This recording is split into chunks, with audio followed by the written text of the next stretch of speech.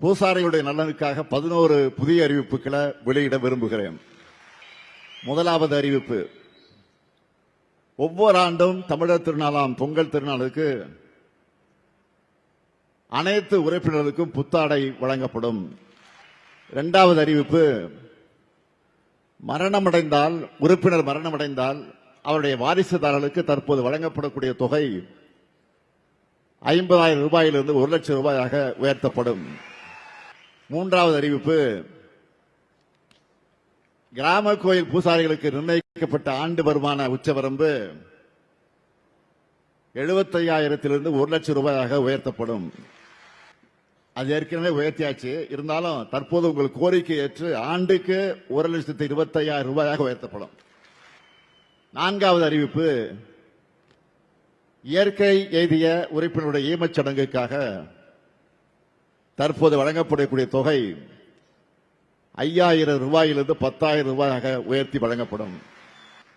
ஐந்தாவது அறிவிப்பு, பக்கத்தில் இருக்க பெரிய திருக்கோயில்கள் மூலம் ஆண்டுதோறும் 500 பூசாரிகளுக்கு தேர்ந்த பயிற்சியினர்களை கொண்டு புத்துழை பயிற்சி நடத்தப்படும்.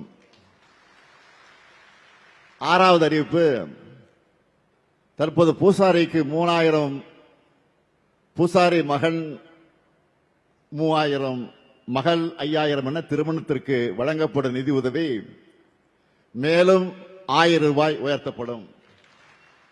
ஏழாவது அறிவிப்பு, பூசாரிகளின் மகளுக்கு தற்போது வழங்கப்படக்கூடிய பள்ளி கல்வி நிதி உதவி மேலும் 1,000 ரூபாய் உயர்த்தப்பட்டு 2,000 மற்றும் 2,500 ரூபாயாக உயர்த்தி வழங்கப்படும்.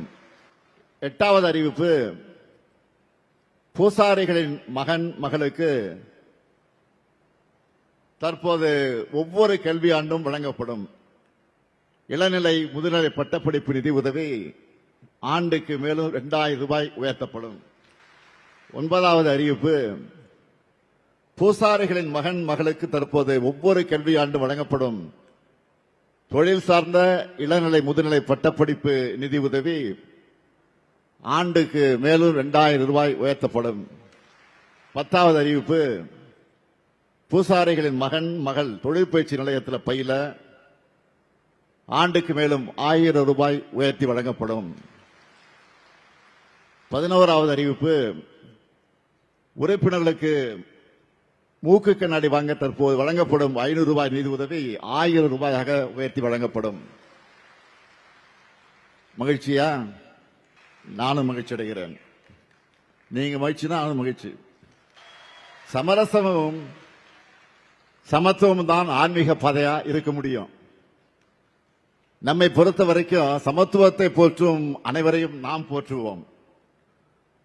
மக்களுடைய சுயமரியாதை உரிமைகளும் மதிக்கப்படணும். அதை நாம செய்யறதுனாலதான் ஆன்மீக பெரியோர்கள் தொடர்ந்து நமக்கு ஆதரவா இருக்காங்க. தமிழ்நாட்டில் மட்டும் இல்ல, இந்தியா முழுக்க இத்தகைய சமத்துவம் சகோதரத்துவம் நிலை பெறணும். மக்களுக்குள்ள ஒற்றுமைதான் ஓங்கி வளரணும். மக்களை பிரிக்க நினைக்கிற கும்பல்களை அடையாளம் கண்டு புறக்கணிக்கணும்.